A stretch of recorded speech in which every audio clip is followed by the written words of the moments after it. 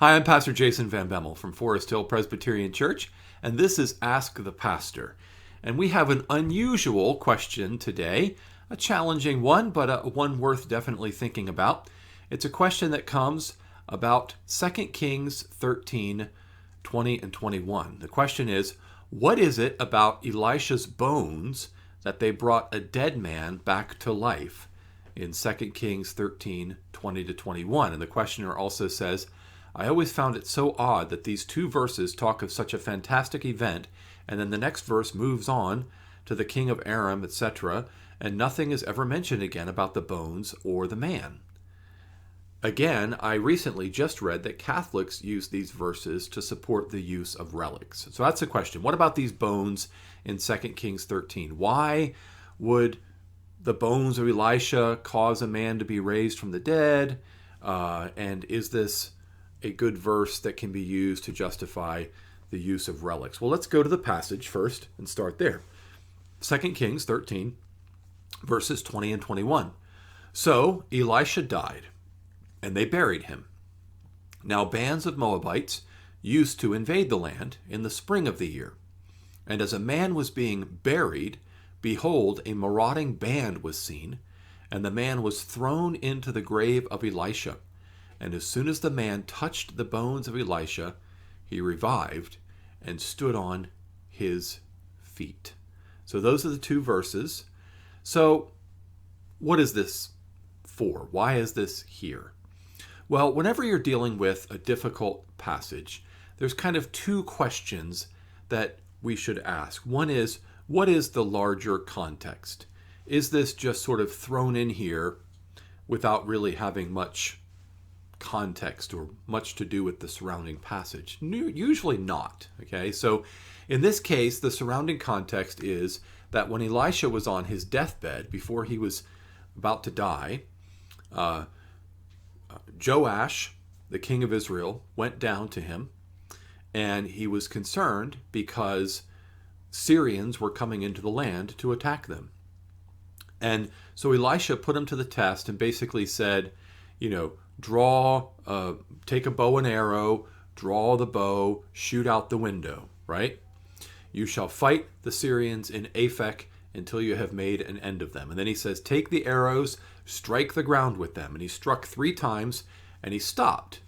And then Elisha was frustrated and said, you should have struck the ground 5 or 6 times. Then you would have struck down Syria till you've made an end of it. But now you will only strike down Syria 3 times. And then Elisha dies.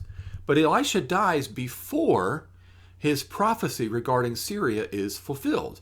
And the passage continues on to say, now Hazael, king of Syria, oppressed Israel all the days of Jehoahaz. But the Lord was gracious to them and had compassion on them, and he turned toward them because of the covenant with Abraham, Isaac, and Jacob, and he would not destroy them, nor has he cast them from his presence until now. When Hazael, king of Syria, died, Ben-Hadad, his son, became king in his place.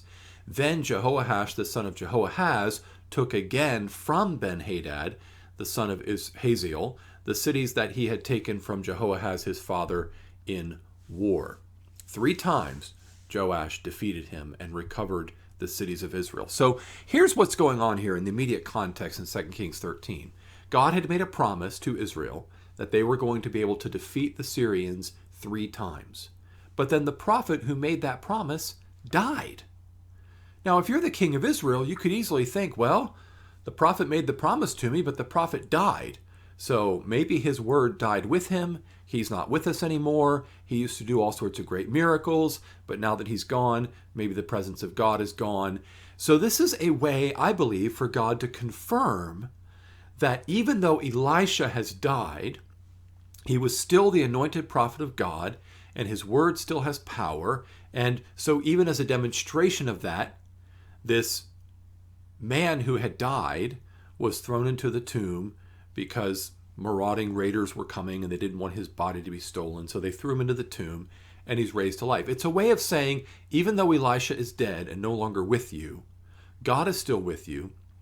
And the words that were spoken through Elisha the prophet are still powerful, still effective. They're still going to come true. And it was many years later until those words actually came true. But I think that's the primary contextual purpose of this sign, is for the king of Israel to strengthen his confidence in the words of Elisha. Beyond that, whenever we see a resurrection, it always points us to Christ. And that's the second question we should be asking. So the first question, when we come to a difficult passage, is what's the broader context? And the second question is, how does it point us to Christ? And how it points us to Christ is that Christ is the fulfillment of this picture, this miracle. Christ is the one who will raise everyone from the dead. Christ is the one whose death and resurrection secures the resurrection of everyone. So this, as with every resurrection story in the Bible, points us to the resurrection of Christ, and also how Christ's death and resurrection secures our own resurrection from the dead. So I think those are the two meanings. Now, could you use this passage to justify relics? Gathering the bones of saints and keeping them in a reliquary and going on pilgrimage and paying homage and kissing the relic or bowing before the relic because you think it's going... In a word, no. That is not what's going on here at all, okay? They weren't setting up the bones of Elisha as a miraculous object where people could go on pilgrimage and touch the bones of Elisha and be healed of their diseases. That's not happening in this passage at all. What's happening in this passage is really an accident. And that is, a guy had died, they were trying to bury him, marauding raiders came. It's very clear that this was not something they did intentionally. They weren't looking for the miracle. They weren't trusting in relics. So to use this passage to justify the Roman Catholic practices related to relics is a completely illegitimate use of the text. It's taking it out of its context and twisting it to justify something that is nowhere justified in the Bible. In fact, later on in 2 Kings, we have a powerful argument against relics in that the bronze serpent that Moses had made in the wilderness had become an object of idolatry. People were bowing to it. People were going on pilgrimage to see it. It had become a relic.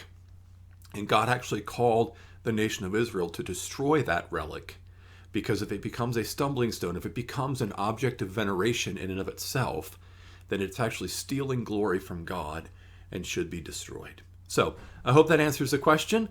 So again, whenever we're dealing with a difficult passage in the Old Testament, try to do two things. Look at the surrounding context and then ask, how does it point to Jesus? This has been Ask the Pastor. I'm Pastor Jason Van Bemmel from Forest Hill Presbyterian Church.